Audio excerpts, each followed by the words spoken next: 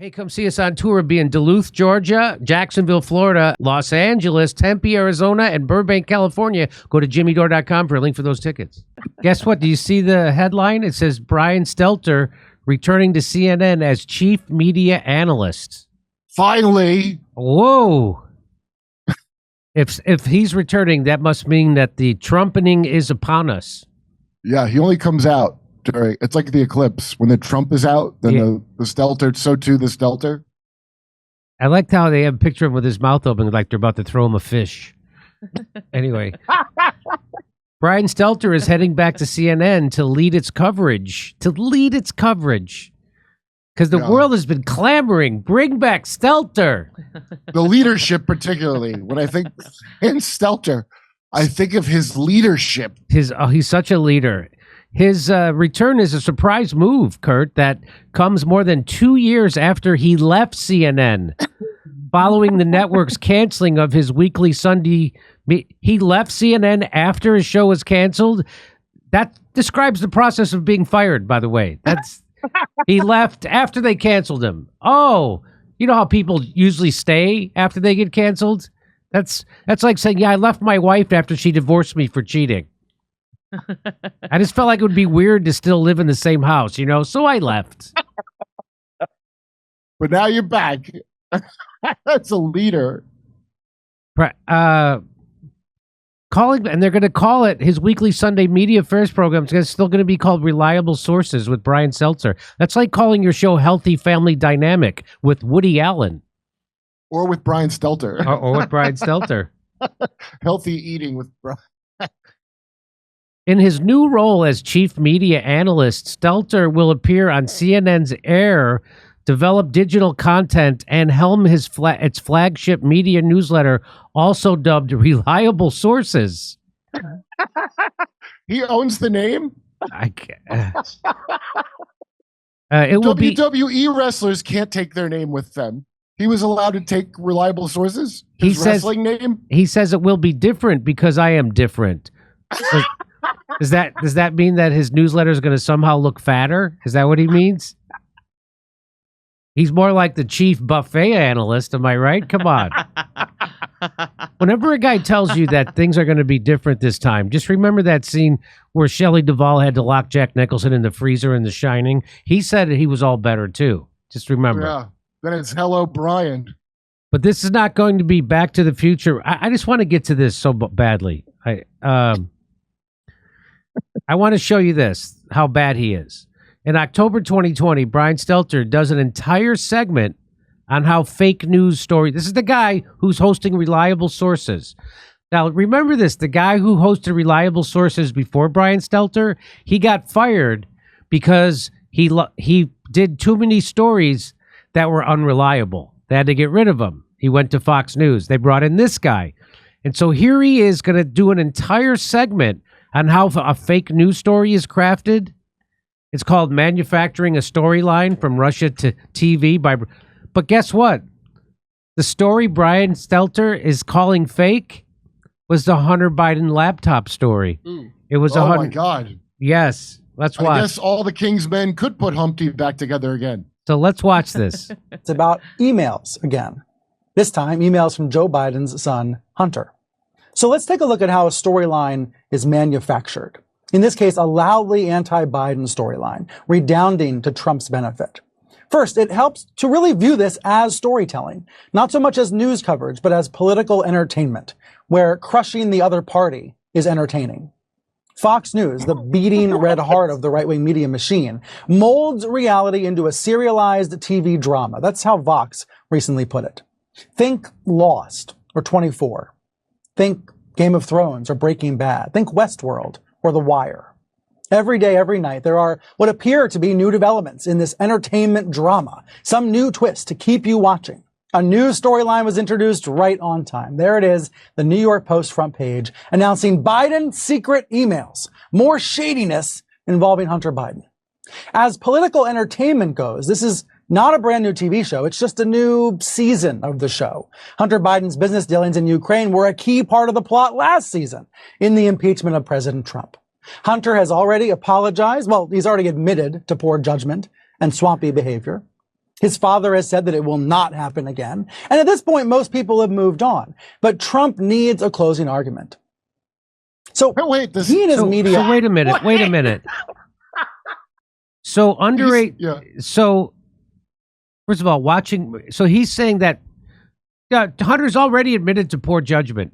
Poor judgment? Swampy behavior. What is swampy behavior? Is that showering with your daughter to save on water? So is it safe to say that poor judgment and swampy behavior, at what point does it become a crime? No point? There's no first-degree swampy behavior charge that I'm aware of.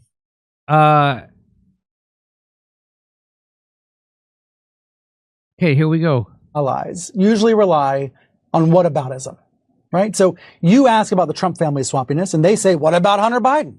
You raise Trump's legal exposure, and they say, what about Obamagate?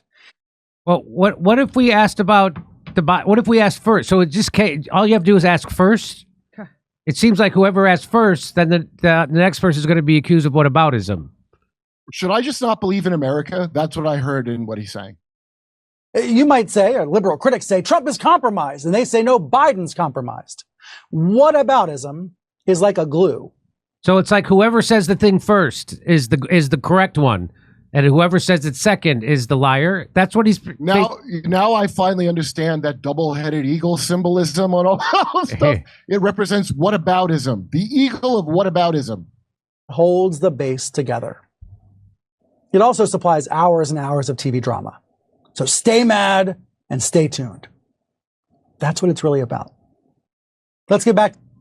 That was the CNN business model for the whole Trump presidency. Stay mad, stay outraged, stay hating half the country, stay completely hating Donald Trump, and tune back in. We're going to give you more stuff to hate. Hey, remember how nobody watched your dumbass show and you roll on deodorant head when there was no Trump? Idiot. The new season's storyline. Let's break down how this all happened, because it was launched, as I showed you, by the New York Post and then promoted by another Murdoch media property. That, of course, is Fox News. You worry about Trump's corruption, and Fox says, what about Biden? Every hour of the day. So Fox is a producer of this serialized drama, but there are big questions about who might have created this show. And that's what's probably most important here. CNN reported on Friday that U.S. authorities are seeing if those emails we just talked about are connected to an ongoing Russian disinformation effort. Now, we already know some of the... Turns out, no, they're not. Turns out it was authenticated. Turns out the FBI knew it was authentic at this very moment he's doing this, but he's such a bad reporter, he just repeats intelligence community, FBI, and CIA talking points instead of actually doing any investigation or being skeptical of anything. He just reads the scripts he's given, like any actor. That's right. You don't get to ad-lib, okay, unless the director's cool with it. I like how he says, Here we go. He used to be a video game blogger, he said. Yes. American producers of this drama, because the New York Post says it was tipped off to the existence of the emails by Steve Bannon. Steve Bannon. Then Rudy Giuliani gave the Post a copy of a hard drive containing the emails. Now here's where it gets even weirder. The Post claimed that the emails were found on a laptop computer that was brought to a repair shop in Delaware in the spring of 2019.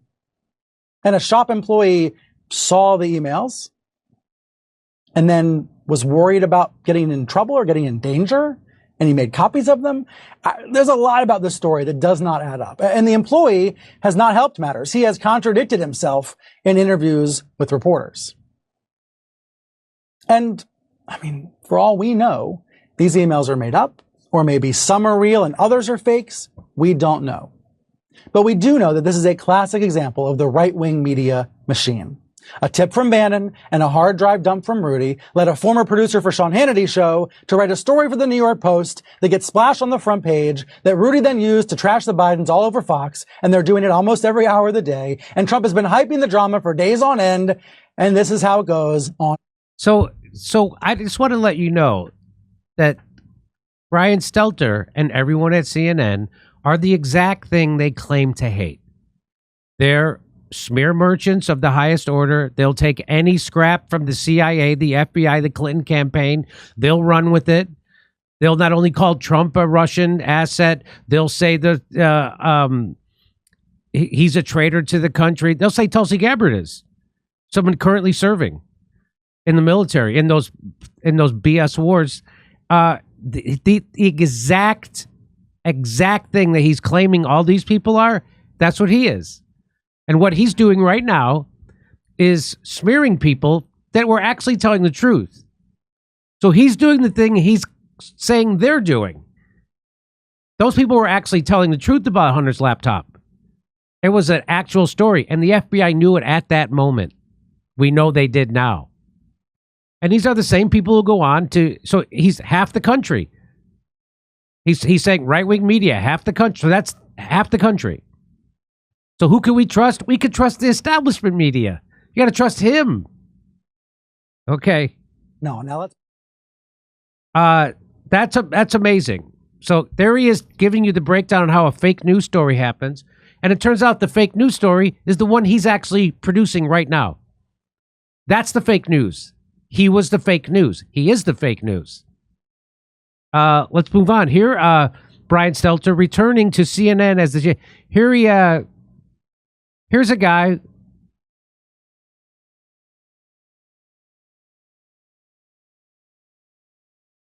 Watch this. What do folks in the reality-based media do in the coming weeks? Trump might have committed treason. You say the president is using mind control. What does Putin have on Trump? The U.S. president possibly working for the Russians. Is President Trump...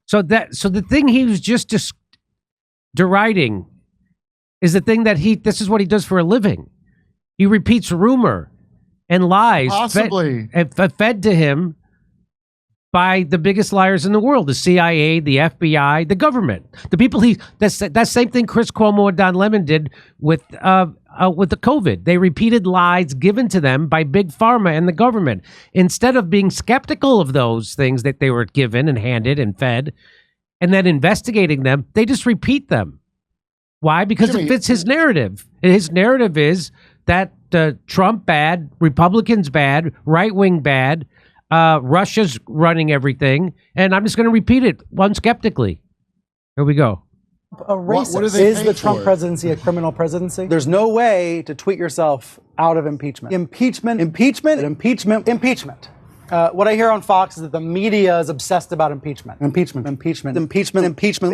Entire media companies essentially exist to tear down Joe Biden. Dana Milbank, here's his column for the Post this weekend, and he says he has data to show that the press has turned more negative against Biden than the press was against Trump. What do you think about that? Trump and some of his allies are promoting a hate movement against the American press. Why does Sarah Sanders still have a job? Is it time for newsrooms to think of new ways to convey Trump's lack of credibility? You might say the media hasn't earned your trust either. Okay, look up the stats for yourself. So many Republicans have abandoned democracy. Just imagine if Fox's right-wing hosts talked about Trump the way they talked about Barack Obama. Dealing with hardship actually makes you stronger.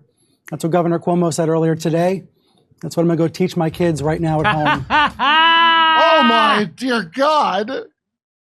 That's what he said to his female accusers today. Oh my God.